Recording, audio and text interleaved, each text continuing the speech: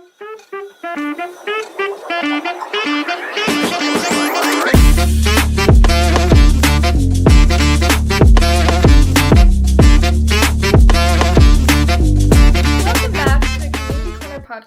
Personal Finance Edition. I'm Olivia, joined by my co-host Rashmi. This episode is going to switch gears into a new topic. You've probably read the title already. We are going to be talking about investing. We won't get into the actual content of investing until a few episodes later because we want to make sure you guys have a basic understanding on what it actually is in a general sense, some terminology, and the mindset you should have for something of this nature. Yeah, this is a super important episode, so make sure you pay attention to the whole thing. Yep. Investing, first of all, refers to the act of committing money or capital to an asset, financial product, business, or endeavor with the goal of generating income and earning a profit on the initial investment you made over time.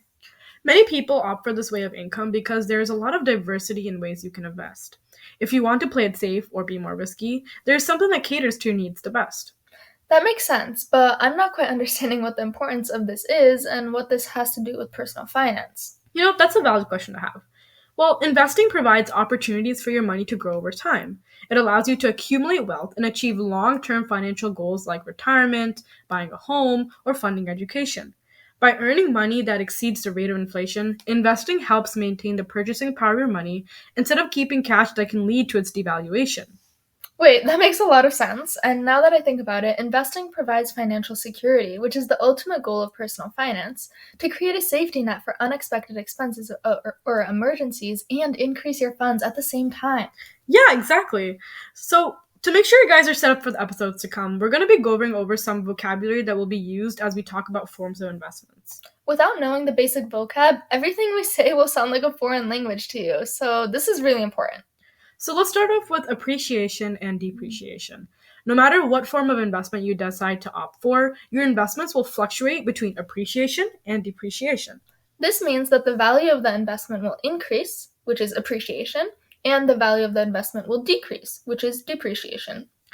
To calculate these gains or losses in value, there's something called return on investment, or as most people call it, ROI. Since ROI measures how much profit an investment generates compared to its initial cost, there is a way to calculate it. You divide the net profit, which is profit minus cost, by the investment's cost and expenses and express the result as a percentage. For instance, if an investment cost $1,000 and it yielded $1,500 in profit, the return on investment would be 50% because 1,500 minus 1,000 divided by 1,000 times 100 is 50%.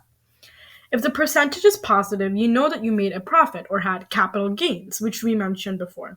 If the percentage is negative, you know you're in a loss, otherwise known as capital loss. Capital gains and losses fall under ROI in a sense because they measure either losses or gains, whereas ROI measures both.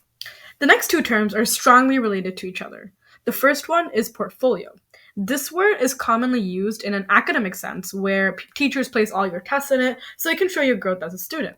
In a financial sense, a portfolio is a collection of investments held by an individual or an entity. Think of it like an art portfolio, which contains all of your assets or all of your artwork. If you ever forget what portfolio means, then you can always think back to it when you are at a school or was at school. The next term is diversification, which we actually had a whole episode on. This means that your portfolio has different forms of investments and are also spread across different sectors and/or geographic regions. By doing this, it reduces the risk of not putting all of your eggs in one basket and potentially losing large sums of money all at once. Okay, so moving on to some more terms. Liquidity is the degree of which you have the ability to have ready access to invested money. It's the ease with which an investment can be bought or sold in the market without significantly affecting its price. Volatility is the degree of variation or fluctuation in the price of an investment over time. You would say that the stock market is volatile because the prices change every second, but savings accounts are not as volatile because they have a fixed return on investment. Market price is the current price of an asset. Market risk is the possibility that an investment will not achieve its target. Market timing is an investment strategy that requires you to make the call for buying and selling securities in anticipation of market conditions that would require that. Having the right mindset when investing is essential for making informed decisions and managing expectations. So let's go over some key mindset and tips to be successful in investing. One of the biggest things to keep in mind is that investing is usually a long-term endeavor. Adopting a patient approach and focusing on long-term goals can help navigate short-term market fluctuations and increase the likelihood of achieving longer, higher returns. The key word here is that it's a long-term endeavor. You should not expect that the investment that you make today is going to grow to like $1 million the day after. Which is why having patience is extremely important. If you do not acknowledge this fact, you will find yourself making irrational decisions leading to a loss in large amounts of money. Remember that the stock market always grows as a year altogether. It doesn't happen in a single day. Exactly. And to add on to that, emotions like fear and greed can influence investment decisions. Stay rational and avoid making decisions based solely on emotional impulses, like wanting to have $1 million a day later. Have a clear investment strategy and stick to it. Acknowledging that investments carry some level of risk is also important. Assess your risk tolerance, how much volatility or potential loss you're comfortable with, and align your investment choices accordingly.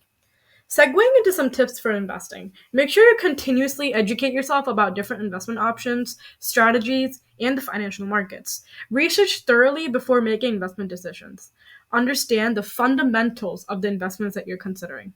By making this small investment in time, it can prevent you from losing thousands of dollars in the future. Make sure you have diversification across different investments because it can help mitigate risk. If you find yourself pooling most of your money into a certain asset, make sure to periodically review your investment portfolio to ensure it aligns with your goals and risk tolerance. Rebalance your portfolio as needed to maintain the desired ratio of investments. One of the biggest mistakes many beginning investors make is to predict what will happen to the market. This is impossible because anything can happen at any time. If you predict one thing and the opposite happens, don't be scared. Focus on the quality of your investments and stay invested through the ups and downs rather than attempting to time them. Investing is a really big topic and there's so many things that even top investors don't know. It's okay to feel lost at times. What's important is that when you're in a situation, you're rational and you need to make sure that you have resources on standby.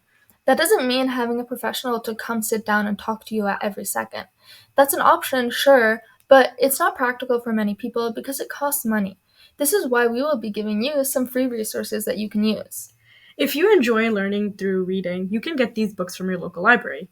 The Intelligent Investor by Benjamin Graham, A Random Walk Down Wall Street by Burton Mulcahy, The Little Book of Common Sense Investing by John C. Bogle, One Up on Wall Street by Peter Lynch, and Rich Dad, Poor Dad by Robert T. Kiyosaki.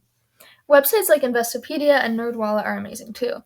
Olivia and I use it a lot on a day-to-day basis. We also mentioned these resources when we were talking about taxes as well, so they cover a wide range of topics. Financial news outlets are great too. Bloomberg, CNBC, Financial Times, Wall Street Journal, and Yahoo Finance offer news, analysis, and insights into financial markets and investing. And finally, there are some YouTube channels who provide great information as well. Khan Academy offers videos on finance and investing topics, Graham Stephen provides personal finance and investing tips, and The Plain Bagel focuses on explaining investment concepts in a simple and understandable manner. We hope you feel more confident than you did before after this episode. Next episode, we'll be taking it slow by talking about safe ways to invest. That's all for today. This is Rashmi and Olivia, cashing out.